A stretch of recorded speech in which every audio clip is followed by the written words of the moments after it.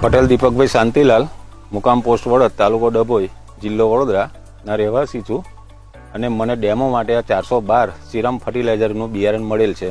7મા મહિનાના પહેલા વીકમાં મળેલ હતું અને મેં વાવ્યું. પછી આ પાણી બહુ ભરાયું હતું તો કપાસ બૈરો નથી મારો.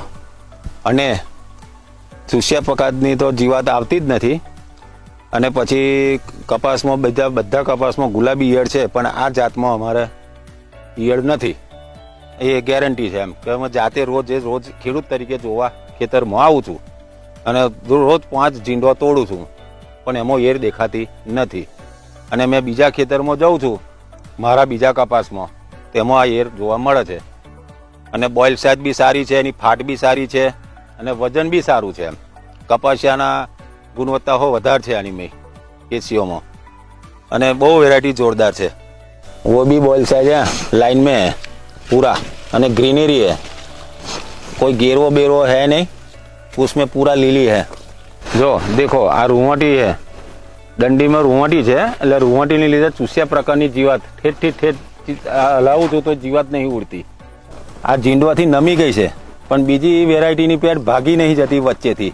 આખી એવી ને એવી જ છે, જુઓ આખી જ. અને આ નાખું છું તો ભાગતી નથી અને વજન ફૂલ છે આખી ડાળને. પણ બીજી વેરાયટીને વચ્ચેથી ભાગી જાય છે, આને નહીં ભાગતી.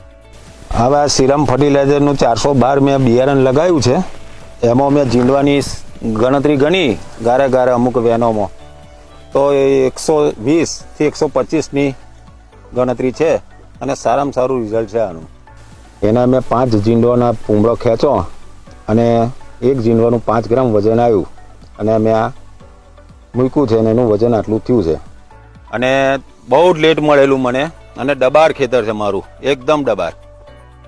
પાણી ભરાઈ રહે છે, પાણી 2 દિવસ લગીને પાણી રહે છે તો આ કપાસને કશું જ થયું નથી. સારામાં સારી વેરાયટી છે.